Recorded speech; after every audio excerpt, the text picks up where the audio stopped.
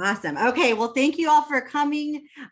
We appreciate your energy and your enthusiasm. I see you on Facebook. I see you online. And just we have it feels like a new world right now here in Indiana.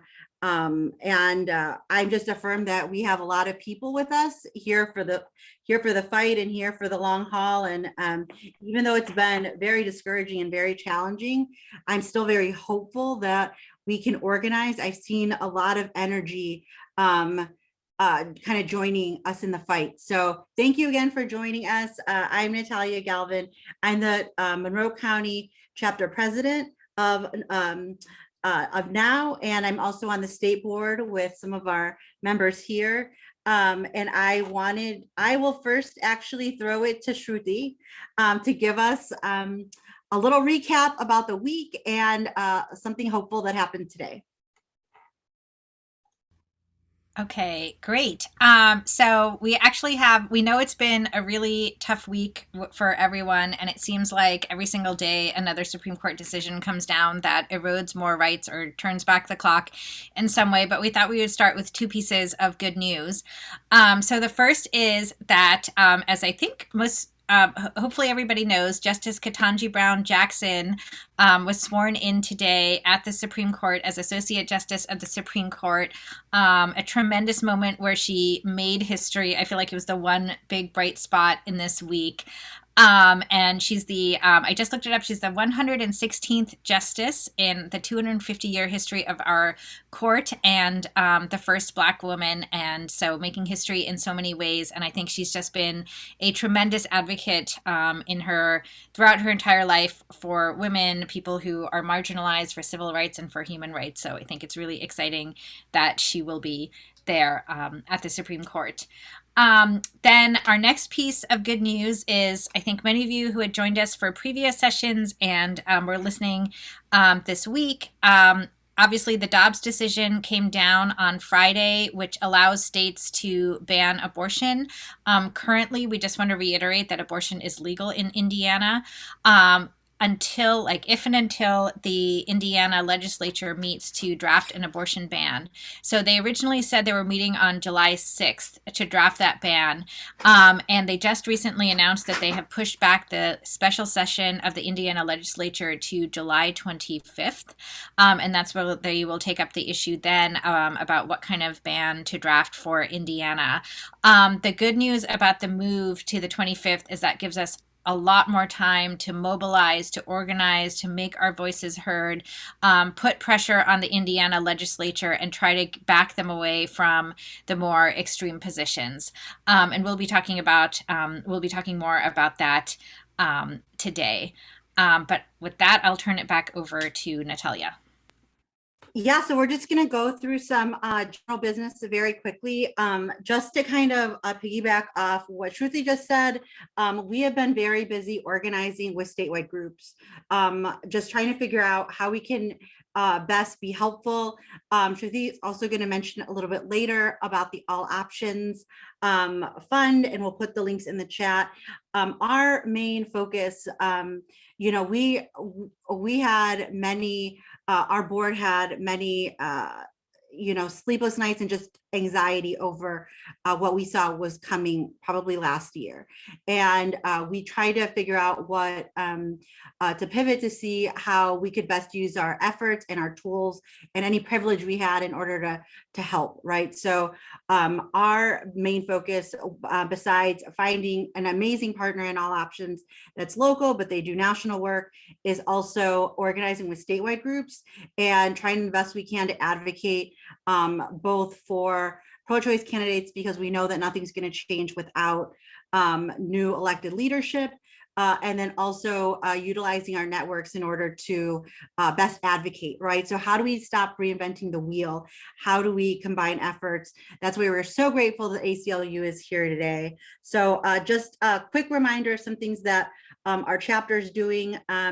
We are amplifying all the different row rallies. So if you are in Greene County, if you are in Northwest Indiana, if you're in Indy, wherever, Richmond, Kendallville, we're happy to amplify what you're doing on our page, and then sending it out to people that might be interested also in supporting that effort. So please feel free to tag us if we missed your event.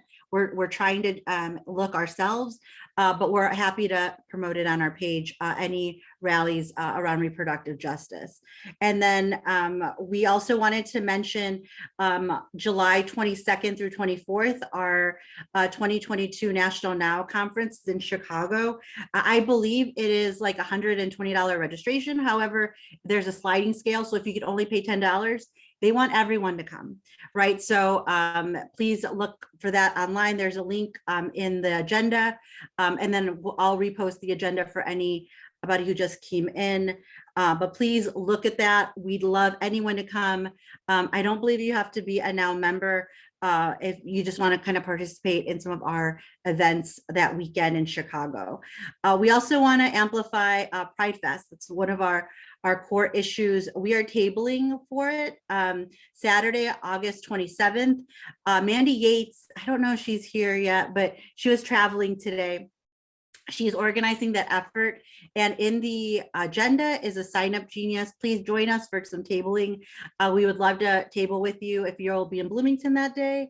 And then just quickly before I throw it to Julie, Crestmont a family night out. We participated last Saturday. Julie, thank you, Julie, for helming that effort. We partnered with the local League of Women Voters to sign up residents in Crestmont because nothing's going to happen without registering people to vote and also getting them out to vote.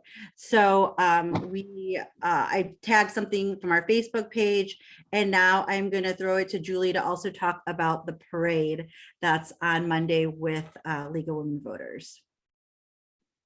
Oh, I didn't have anything to talk about that, but I will say something about that. So hi, I'm Julie Hardesty. I am the membership director for the Monroe County Now chapter. If you are a current member, just a reminder that we are sending out email reminders for membership renewal. So when your membership comes up to renew, you should get a notice from us about how to do that. Membership in this chapter is available on a sliding scale from $10 to $40 per year, whatever works for you, no questions asked. And the thing I wanted to make sure I'm announcing this at this meeting is that we have a membership campaign that we are running for the month of July, and we're calling it Join in July. If you become a member of the Monroe County, Indiana chapter of the National Organization for Women in the month of July, we will be donating all local new membership dues to the Hoosier Abortion Fund.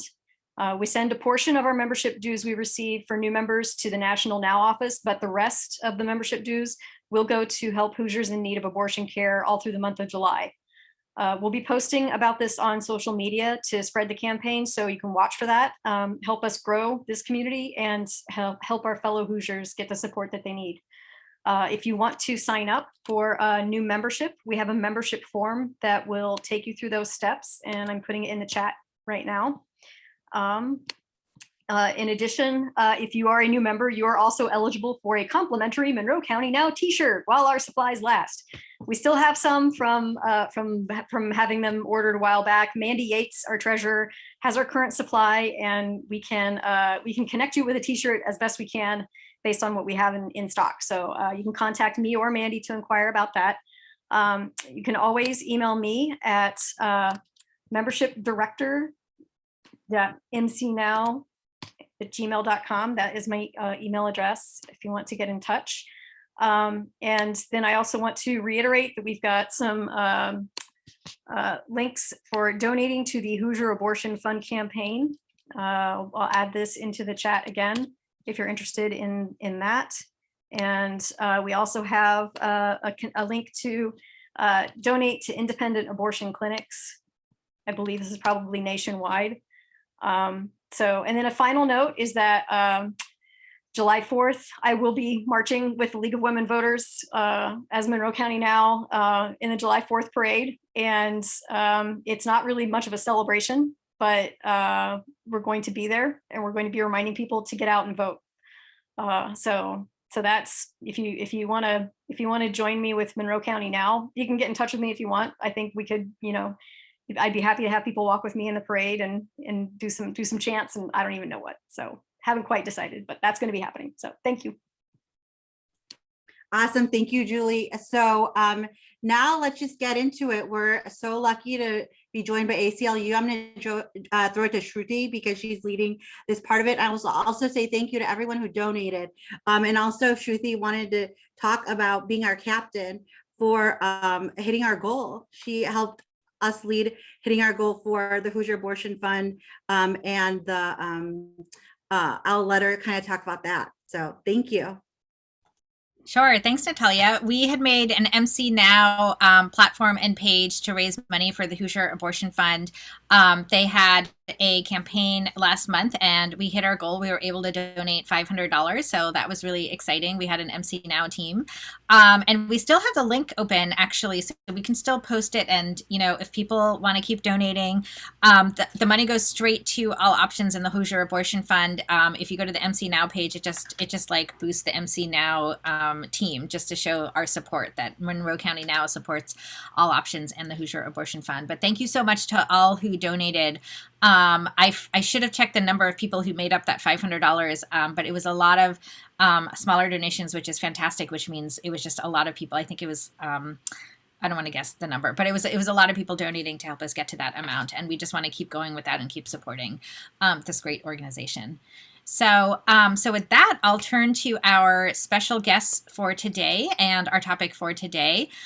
So our topic today is, you know, on point with all of these discussions. It's the fight for reproductive freedom in Indiana alongside the Indiana ACLU.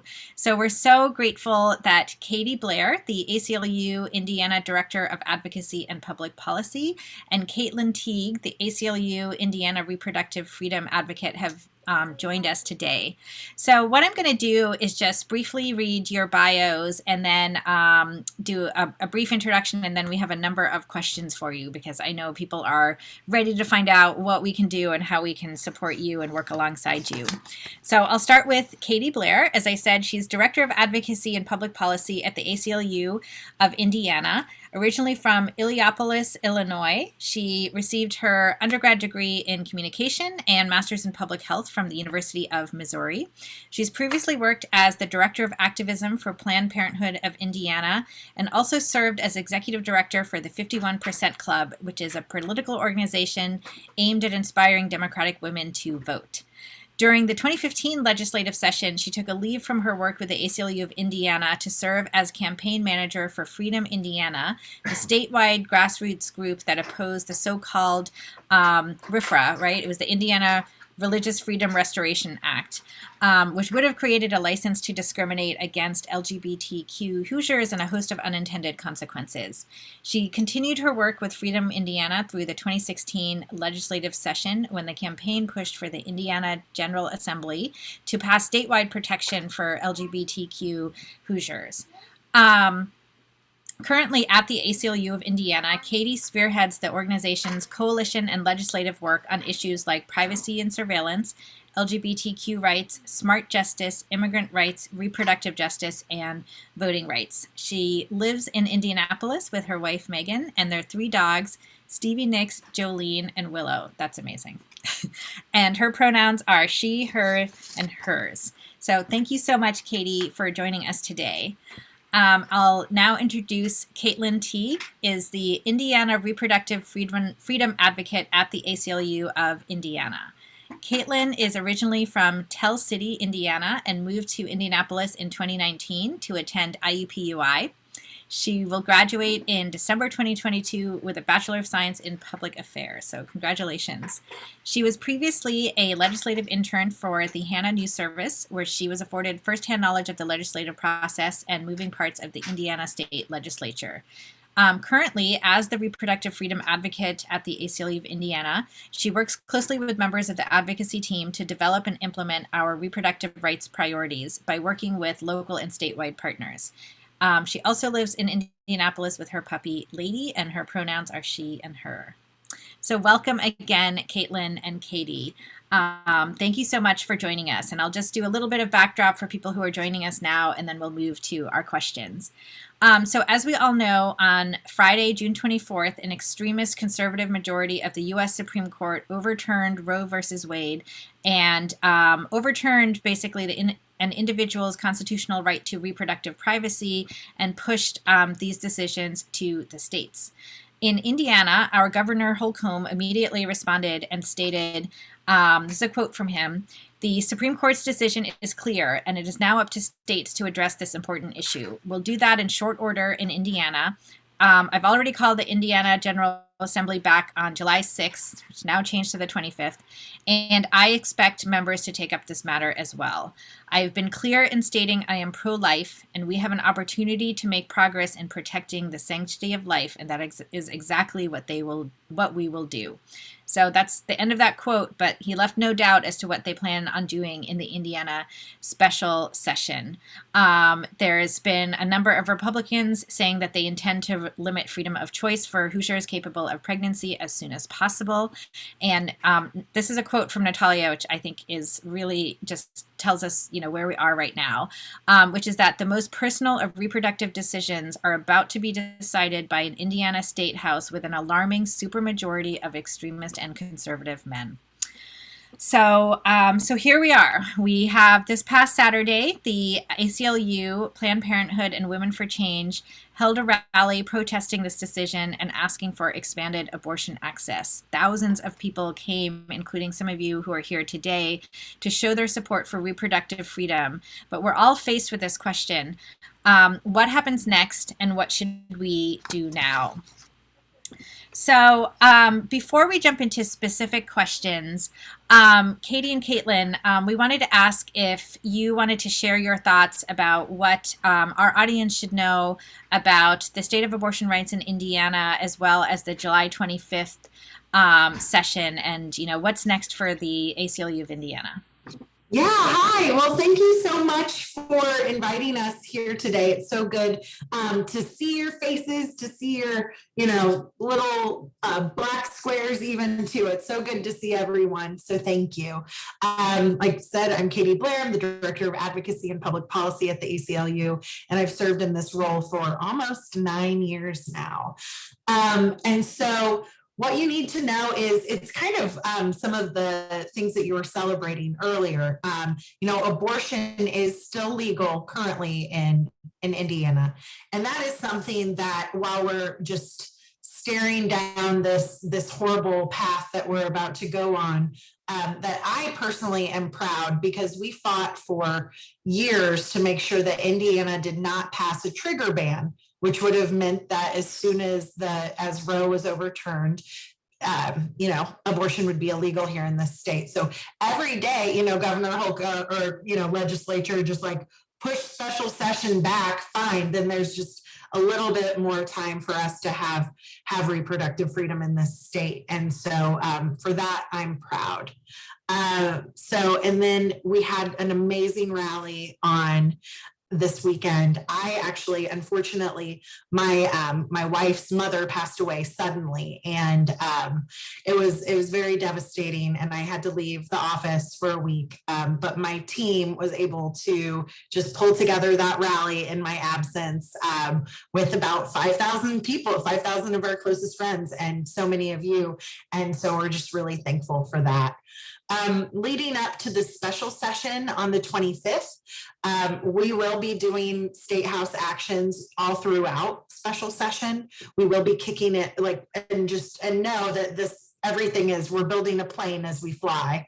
And so there will be state house actions. There will be an action on the 25th. We are putting that together right now, but know that as soon as we have that information, you will receive it, and we'll make sure that you're plugged in, because we need everyone at the state house, not just on the 25th, but throughout the legislative session, or special legislative session.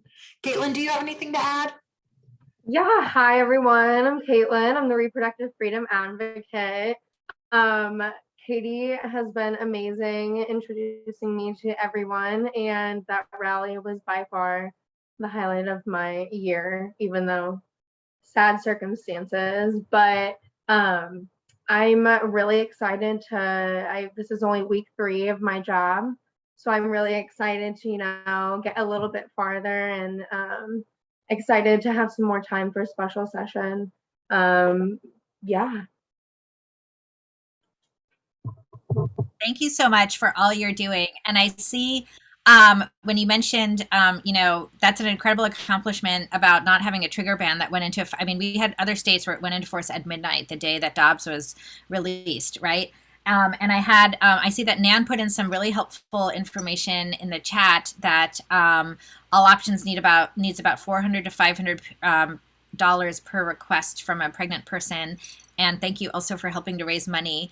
I also talked to All Options, and they said that since Dobbs, or leading up to Dobbs even, they've been funding about 50 people each week at about $10,000 a week, and they're expecting that number to go up as people try to rush in and get their appointments in before July 25th, as well as some people are just going to have to start going out of state and are going to need more money as well. So just a little bit more background. But I want to turn back to Katie and Caitlin. And start off with our questions, and a note to the audience as well. We'll leave time for Q&A from the audience. So please, if you have questions, you can put them in the chat now, and we'll try to incorporate them as we go along, and we'll also leave some time at the end. So our first question is, can you tell us a little bit about what the past couple of weeks has been like for you at the ACLU, you personally? So we know that we had Dobbs overturning Roe, but there was also the veto override of the transgender girls' rights to play sports. This week, we had another case eroding the separation of church and state. Today, there's a regulatory decision affecting our ability to seek clean air and water, and I haven't even had a chance to read that yet. It's been so recent. And other appalling Supreme Court decisions, one that eroded tribal sovereignty, among other things. So can you just give us a little bit of a picture of what it's been like and what you've been doing? Yeah, it's certainly been a whirlwind. So we came off of the previous legislative session and had a really hard fight against the ban on trans girls participating in sports with their peers. And, when we thought everything had failed, even though, we had compelling testimony, the other side had no actual facts to back them up, didn't have great testifiers or even a state house presence.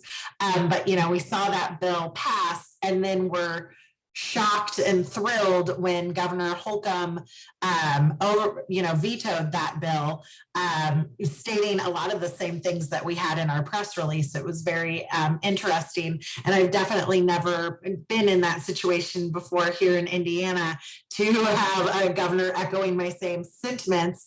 So that was exciting. But then, we came in, they did the veto override, and then we were able to file a lawsuit. Right now, that lawsuit is moving through the courts. It's been filed, and so we look forward to hopefully being victorious on that. The way that the law is written, we will have to be suing individual schools. It's not one of those bills that we can just sue the whole state. So it will be a little bit more of a difficult climb for us, but one that we are more than willing to climb for transgender girls in this state. So if there are any schools, any people that in your area, in your neck of the woods, that are trans and are told that they cannot play sports, they need to file with us. They need to contact our office, and we will help them out with that. But then, so coming off of all of that, having a bunch of activity leading up to that veto, we, as soon as that was over, it feels like the Dobbs decision came down. The lead up to the Dobbs decision, obviously, we were working furiously behind the scenes to try to get things planned and ready to go. And then also I scurried behind the scenes and hired Caitlin. So, we know that this work is not going away. It's going to be around for a long time.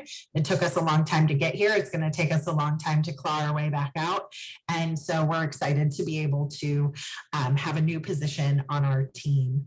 And I can keep going. I just feel like we've had so much in these past few days. It feels like it's been, 6 years. And we've got I'm going to actually hold off on some of my other things because I have more questions so that's my teaser. Okay, great. Well, thank you. That's actually a good segue to the next question. But I'm just going to pop in. Someone wants to hold a rally in Floyd City and doesn't know who to contact. And I thought that ACLU had a People Power website or something like that. I'm wondering if that. So who you would contact is you would, People Power, we're not really utilizing that tool locally right now as much. What we would like is if you would put information, wait, I actually can't see that question. Was it that they want a speaker from here to come out, or would they want someone to? I think. Yeah, hi, I'm Myra. I'm here in Floyd County, Indiana, New Albany, Indiana. So I'm just trying to plug in if there's anything local going on I'm not aware of. So I don't know who to maybe contact the local DIMS or, yeah. Okay, and I see a response from Natalia also. So Natalia can get you in touch with someone locally, which is awesome. Thank you, Natalia. Thank you. And then we'll check with Katie as well to see what links you have. Okay, so the question I wanted to segue was, we want to have our audience understand what it is that you do, and so we were hoping you could give us a little bit of a background on what the scope of the Indiana ACLU's work are, like the issues that you focus on, and as well as how do these all intersect and come together in support of reproductive justice? All right. So the ACLU of Indiana helps protect and uphold this umbrella term called civil liberties. And within that, there's a lot. There's free speech, healthcare and disability rights, immigrants' rights, policing, religious liberty, voting rights, reproductive freedom, LGBTQ+ rights, smart justice. All of those are issues we work on. But right now, some of the ones that we are really focused on are transgender education and advocacy, making sure Hoosiers understand and exercise their right to vote, systemic equality, and of course, reproductive freedom.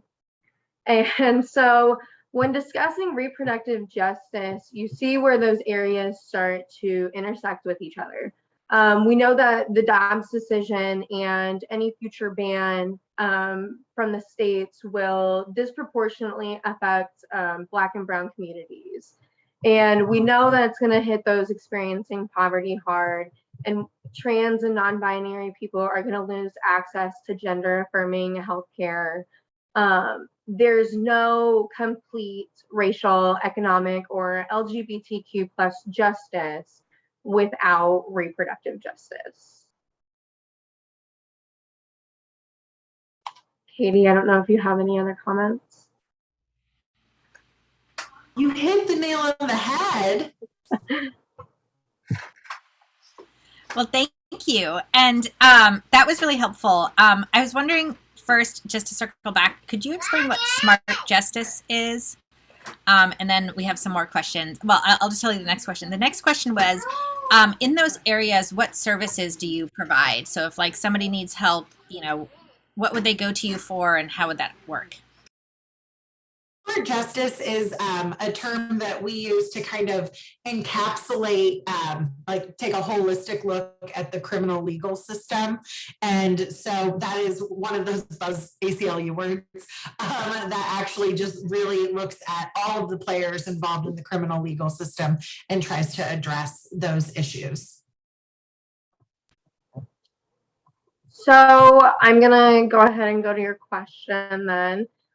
So we provide a wide variety of sources to Hoosiers across the state, whether it's, we sue, we represent people, we accept as many cases as we can where someone's constitutional rights have been violated at no charge to them. Later on, you'll hear Katie talk a little bit more about any pending cases we have going on. But our website is like the home base for our resources. You will find material needed to become educated on any of the issues that we're involved in, because one of the biggest challenges we find in our fight is misinformation. So whether it's about abortion, voting rights, or transgender education, we work to combat that by giving you a reliable source. So our Let's Talk About Abortion Indiana campaign is a great example of that. It has its own website. Katie just sent it in the chat. Our amazing communications team put it together. It's like a hub of info relating to abortion. It contains a fact sheet, really showing you common myths about abortion and factually correcting those. There's a conversation guide because we're not going to be able to turn this around without having these conversations one-on-one with our family and friends.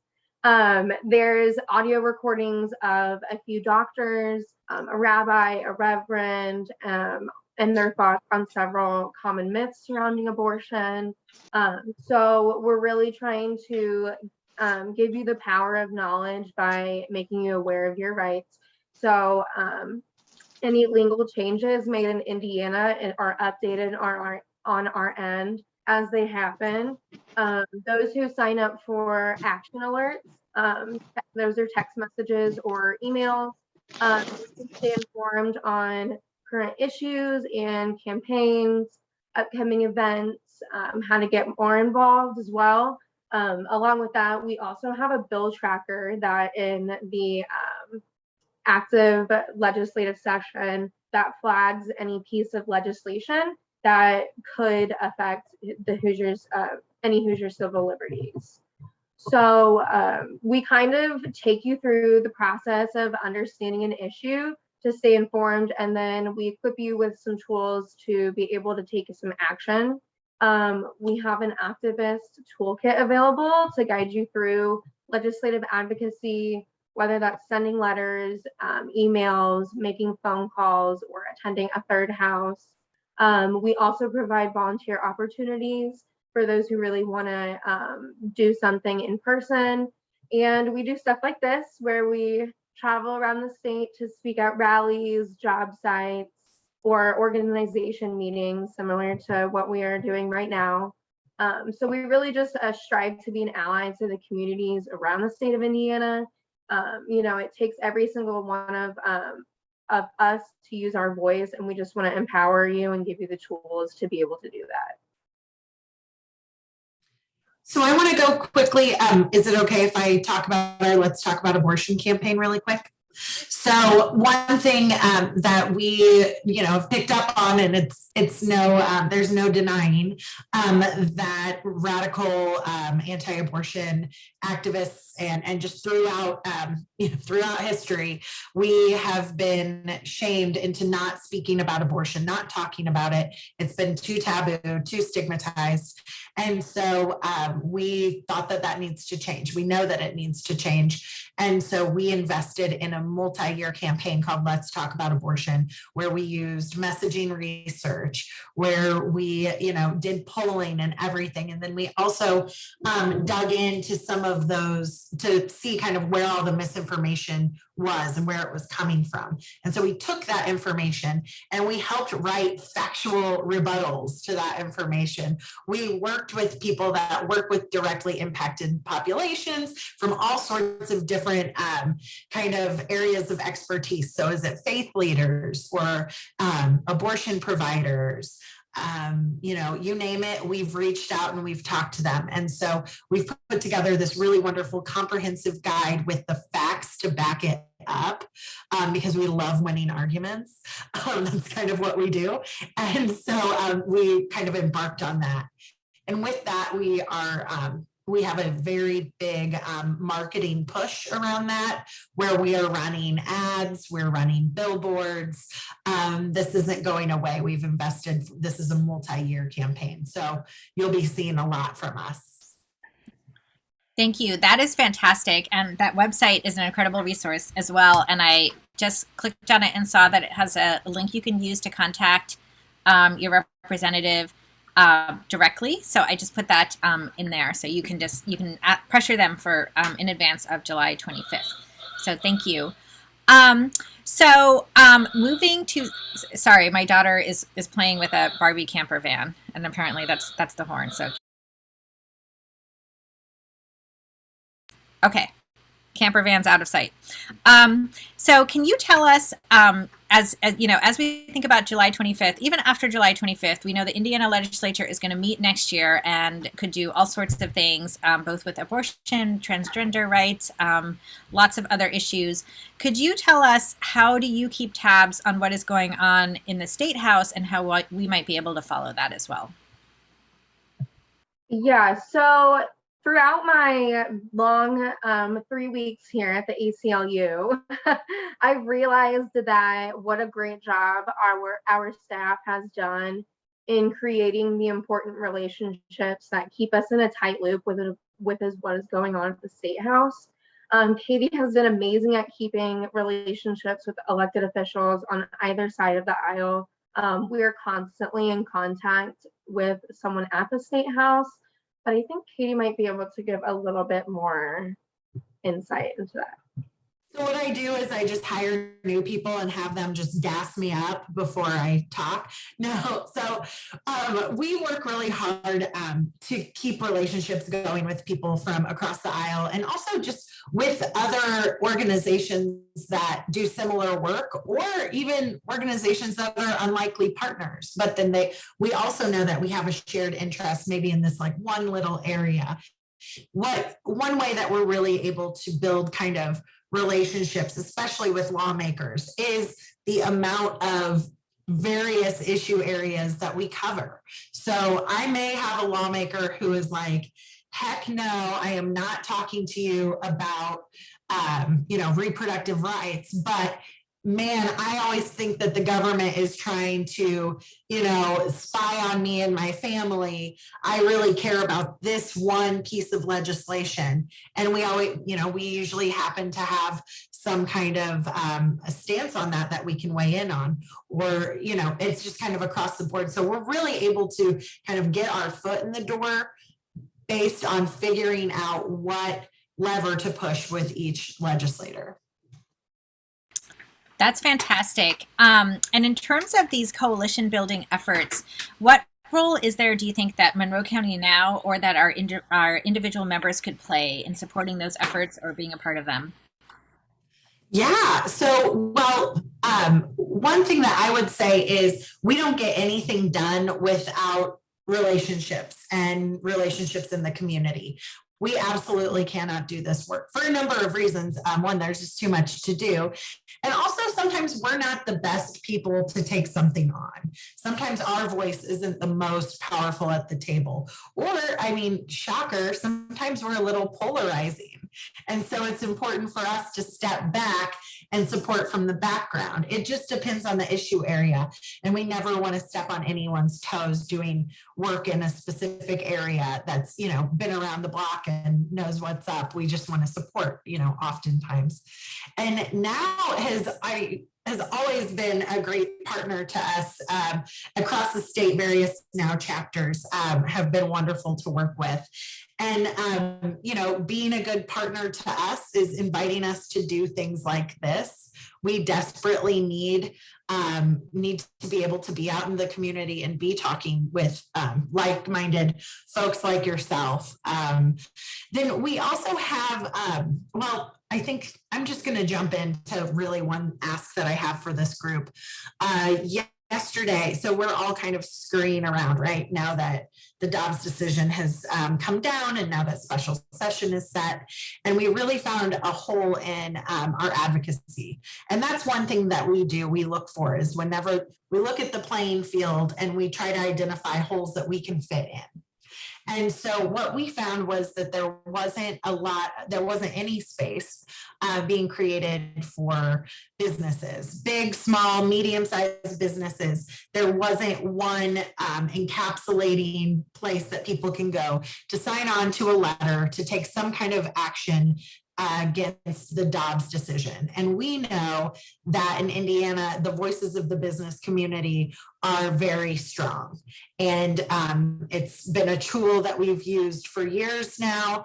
And it's also something that we have people just knocking down our door, wanting to get involved in and wanting something to do, whether they're a business leader, or owner of a business, or have businesses in their town that they want to see them take a stand and sign up for this pledge. So we've rolled out this whole campaign. It's Don't Ban Equality. Caitlin, can you pop it in the chat?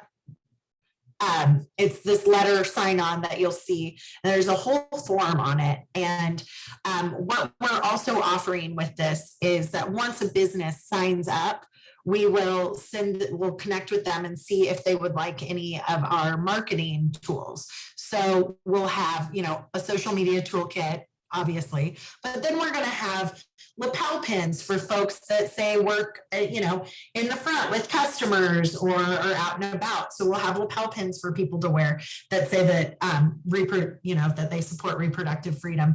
Then there's also going to be a window cling that people can put in the front of their businesses. So if they would like their customers to know that they support reproductive freedom, they'll be able to see that. And we'll also be offering, various things for restaurants and bars. So if they need coasters that have facts about abortion, even napkins, we're looking into getting printed with facts about abortion. We're trying to get everyone the tools that they need to stand up and speak out for this important issue. That is fantastic. Do you have signs also that they could put up? Well, that is the cling in the window. There's the window sign, or that's what it's supposed to be. But hey, I'll look into signs too. Just keep it coming. I just want to put one in my yard, and I don't have a business, but signs, yes. We don't have yard signs yet, but I think that's a great idea. Okay, great. Well, so another question, thinking about allies and different intersections of different issues. So we've heard a lot of people say that the Supreme Court decision in Dobbs turned the clock back 50 years, but actually in many ways, we're in a worse position than we were 50 years ago, right? And one of the reasons is surveillance. And so I want to ask a question about that. So post-Dobbs, it appears that pregnant people and the people supporting them, especially if they're supporting abortion care, will have to worry about state surveillance of health and location data. Free speech rights can also be at risk if people might be penalized for speaking out in support of abortion rights or for sharing information on how to access abortion care or how to fund abortion care.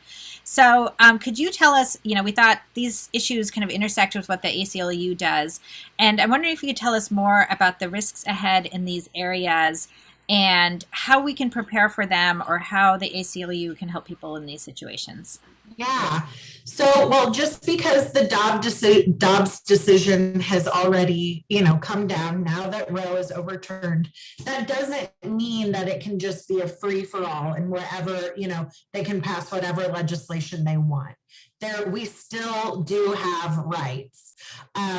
It's deeply eroded now by this decision, but there are still things that we're going to be keeping an eye out for with any kind of legislation that we see put forward from the General Assembly. So there are things, and also my lawyers will be reviewing it at every turn and looking for those constitutional violations. There are some things that we're looking for in particular, like banning advocacy. And what does that mean? That means that it would be a ban on helping someone get an abortion. So is that if it's so banning on contributions, if you can't give someone money to go obtain an abortion, you should be able to talk about their options, those kinds of things. So making sure that those things are still protected, as well as making sure that folks can travel out of state to receive an abortion. Those things are constitutional rights. We have those rights. And so we'll be looking out for that because those would be clear violations. We're very concerned about the comments made by Clarence Thomas that gives a nod to other freedoms that we currently have. So looking at ways to ban birth control methods, looking at overturning same-sex marriage, things like that. It may be, not so far in the future that I'm here talking to you about, the fact that my wife and I are no longer, able to have a valid marriage, things like that. So we're very concerned, but know that we are looking at every single thing that we see coming our way and looking if there is a legal path that we can take. Well, thank you for that, and raising awareness about the really serious risks ahead. So it's 8:18 p.m. So I want to open it up and see if there are questions from the audience. So you can feel free to post questions in the chat or raise your hand. If I'd ask if everyone could raise their hand rather than just unmuting, just because I know there's a lot of people on this call, and just to keep track. So I do have more questions. So as I said, I'll keep an eye on seeing if anybody is raising their hand or posting questions in the chat. But in the meantime, I have some questions. I see one from Anne right now. Thank you. Oh, Shruti, I can ask Dave Keppel's question. Dave Keppel had a question. Does the delay of the special session from July 6th to the 25th reflect unexpected resistance to a prohibition? Do we have some allies of whom we may not have been aware? So I think, and what we found from our extensive polling and what we're seeing, we've heard from other advocacy groups that have done similar polling, is that, and national polling, that this is a very unpopular decision, that Hoosiers actually do not want to see abortion banned here in Indiana. And I think that there's been some, if I were running for office, I would be doing polling on this issue. And I think that it's becoming clear to many. And so I think they're really figuring out what their next steps are, knowing that they have, they've put themselves in this corner, and now they have to figure it out.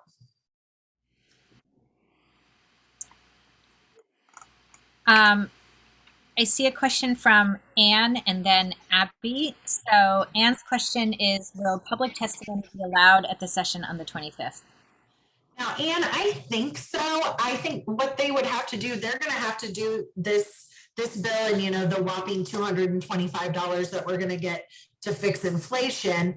But those will still have to go through the same legislative process that they do through the regular session. So I would think that they would still take testimony, but I do have to say, I'm out here figuring things out as they come, but it is my understanding that they will certainly have to take testimony. And then they would be taking testimony in both houses. So the House of Representatives, when they meet in their committee, they would be needing to take public testimony.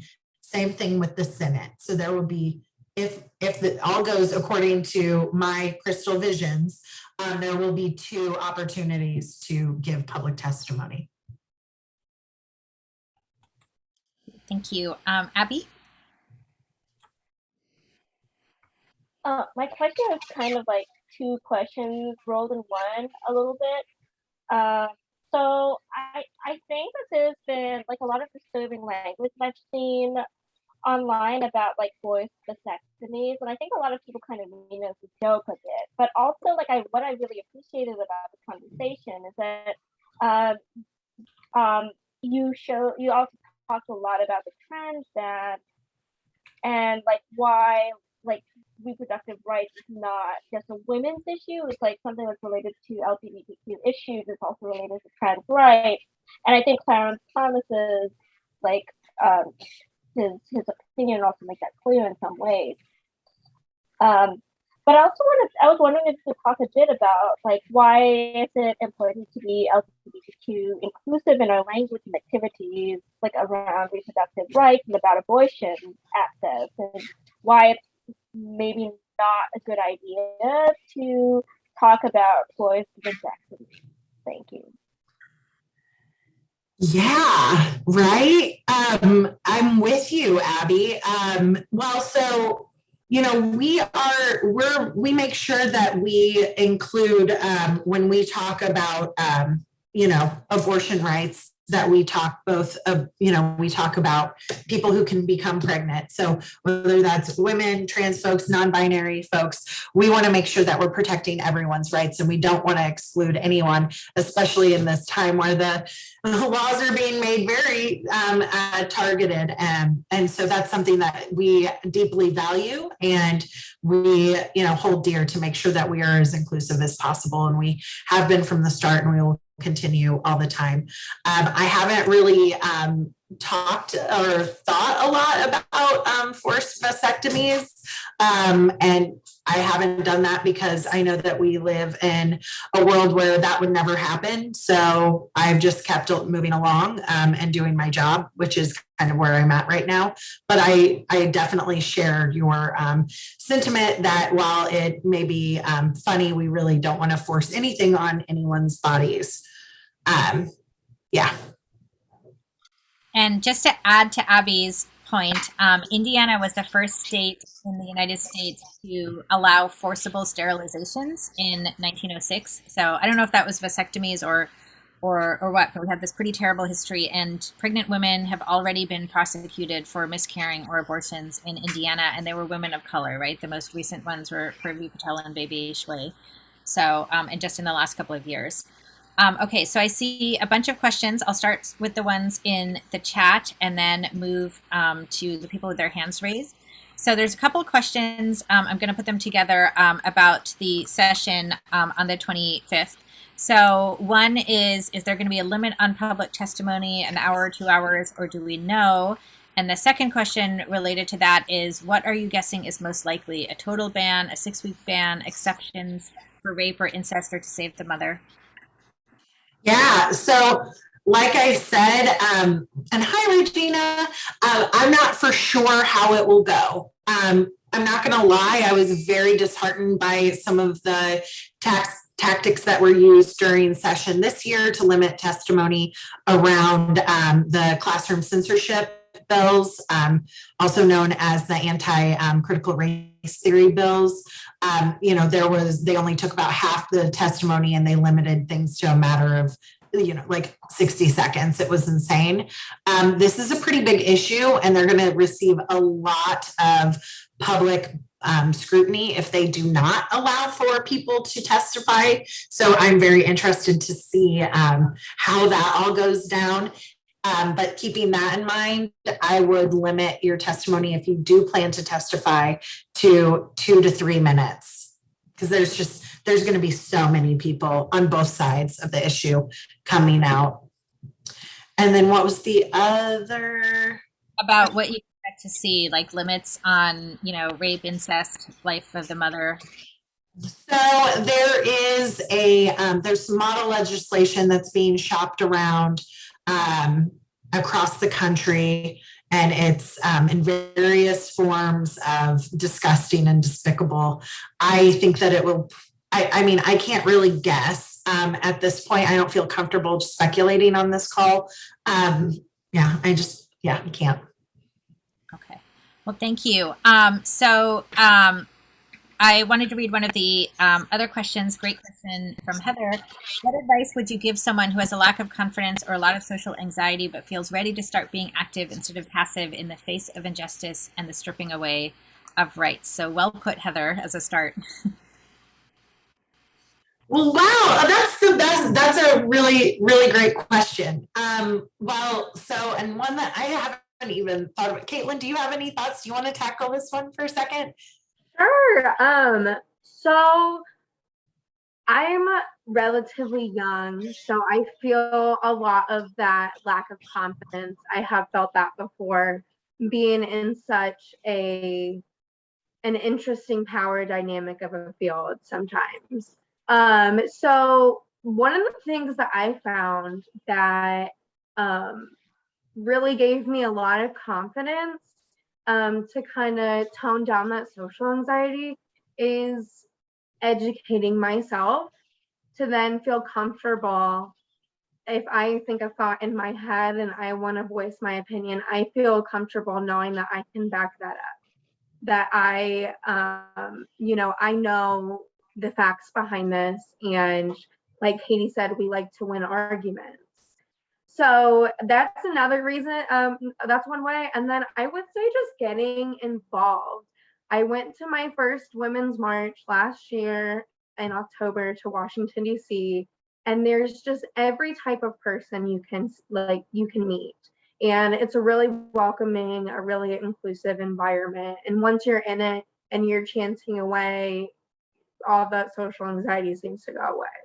I would say also those, and I know this might sound like a cop out, but it's really not, as somebody who's worked in this field for forever, but do not underestimate the power of a well-worded handwritten letter. I'm serious. While, you know, sometimes I love an email, I love an email action alert, but I would say my gold standards for reaching out to elected officials are: one, a phone call, which that might be scary, right? One phone call, or two, a handwritten letter. On also I like them on like a greeting card, because then you're going to get that letter and they're going to get that and they're going to be like, oh, is this a $5 bill from my favorite aunt? No, it's somebody telling me what I should do.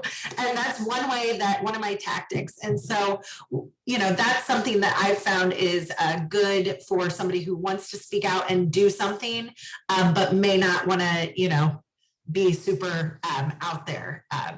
Yes. Thank you. Oh, I don't mean to interrupt if you were. I think Rosalind has a question. Ellen, Rosalind? Yeah, it got skipped somehow, but it's actually bigger. I was asking because it was recommended in terms of testimony that commentators be members of a discernible group. The Democrats were saying if we could get a group of the doctors together and speak for them. And I'm not a doctor or healthcare practitioner, but I subscribe to a Medscape newsletter, and they put together just right on the spot Friday a bunch of comments from OBGYNs who are really upset and of course in danger. I'm old enough to remember the abortion doctors being murdered because they got on this right-wing list. It's a scary thing for them personally, as well as they're caring about the women. And I think, and that these people were referencing very specific situations that they dealt with, that the new laws were not allowing when it does save a woman's life, but you have to do it right now. You can't wait until she's about to die. You have to start it a month before. And so anyway, I'm hoping that there is some kind of group that you can send out an email to health practitioners that they can sign on to, like your business group, and then maybe they can pick out a couple of people to present, and the legislators would listen to them, I think, at least a little bit. Well, yes, and there's an amazing group of medical providers that have come together. They recently actually did a march, I think just last night, here in Indianapolis, but they're really kind of springing out into the rest of the state as well. And so there's a really great group that's formed, and they're going to be incredibly outspoken and already have been. I'm really, really inspired. What are they called? I don't know their name, and I don't think they have a website.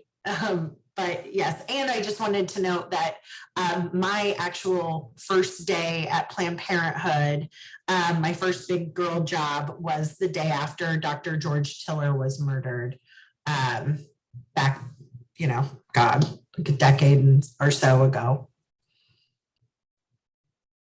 There's also a group called Physicians for Reproductive Rights that has an active Indiana chapter as well.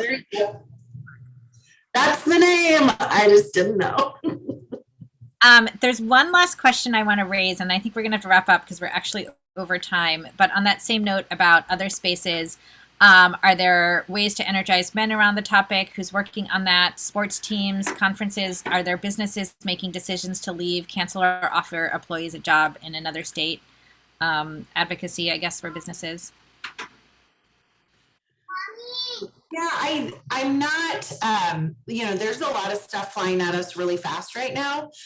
So I can't speak to every single thing that's happening, and know that this is happening around the country. So I don't know what, people pulling completely out of our state will be, and there are states that are in way worse shape right now than we are. And so I think that once we see this legislation and see it move, that then we're going to have things for people to react to. And so I do think, if I'm looking into my crystal ball, that there will be some very big reactions here locally. But right now, and unfortunately, in how those kind of bigger things work, is they have to have something to react to. And it can be quite frustrating, especially for a type A planner like me, and also knowing that we need people here at the jump. But I do think that as things move forward, you're going to hear a lot more from some of those big presence, big folks. Well, that is heartening, I think. And we're going to have to close now. We went a little bit over time, but I just want to say thank you for all of that incredible information and sharing your inspiration and ideas with us today. And I think just if everybody on this call can do one thing, that would move the ball forward, right? And you've given us the tools to do that. So, so thank you so much to our guests, and thank you for everybody who's here today, and we hope you'll join us in these efforts, and also join us at our next meeting next month. Thank you so much.